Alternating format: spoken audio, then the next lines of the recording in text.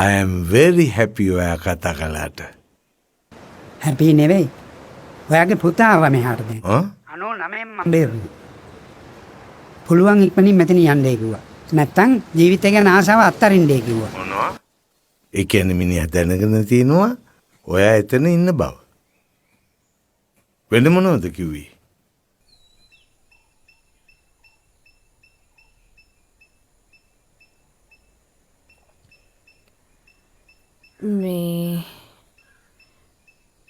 මේ අයාළු වෙලා ඉන්න පිරිමි ළමයා මෙහෙ එන්න අහනවලු.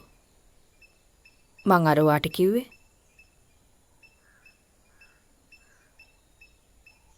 මොනවා කරන කෙනෙක්ද? කියන්න.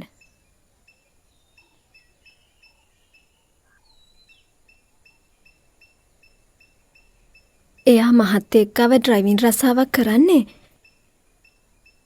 මේ එහෙම ලොකුවට සල්ලි තියෙන මිනිස්සු නෙවෙයි. දුප්පත් මිනිස්සු. තාත්තත් නැහැ. අම්මත් එක්ක තමයි ජීවත් වෙන්නේ. වෙන කවුද ඒ පවුලේ ඉන්නේ? අක්කා කසාද බැඳලා වෙනමලු ඉන්නේ. දුවට කොහමද ඒ ළමයා මොන ගහුනේ? මේ Facebook එකෙන්. Facebook එකෙන් මොන ගහුණා නම් ඉතින් ගොජාති කෙනෙක්ද කියන්න බෑනේ. අද කාලේ ඉන්නේ අනුන් රවටන මිනිස්සු. එක පාටම ගෙදරට ගෙන්න ගන්න ඕනේ නෑ. ඉතින් තාත්තේ මේ එයා අහනවනේ ගෙදරට ඇවිත් මේ ගැන කතා කරන්න. ඔයා ඒ ළමයාගේ ඇඩ්‍රස් එක මට ගෙනත් දෙන්නකෝ. මට පුළුවන් නේ එතකොට හොයලා බලන්න. ඊට පස්සේ බැරිය ඉතින් තීන්දුවකට එන්න.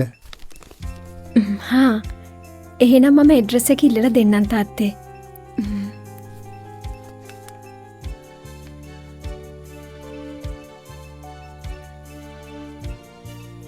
ටිකක් උනන්දු වෙලා බලන්න.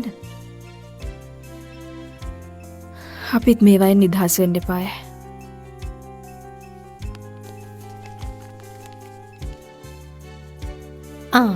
මේ සුරංගිගේ තාත්තා නේද? එන්න වාඩි වෙන්න. මම පුතාට කියන්නම්.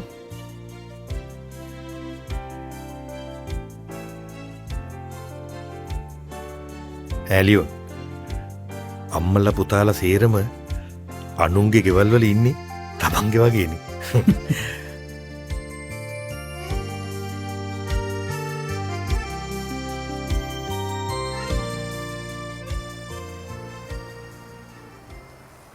පහුවදා උදේ බලනකොට අපි කෙලින්ම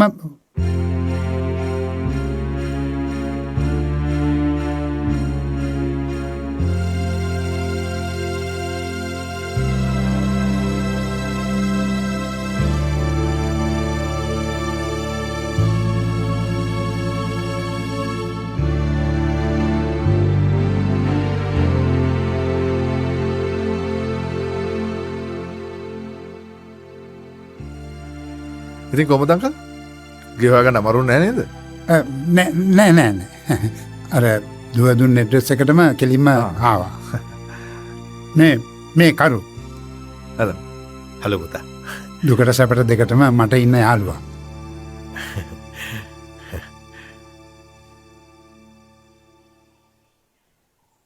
ඉතින් දැන් කොහොමද පුතාගේ තොරතුරු?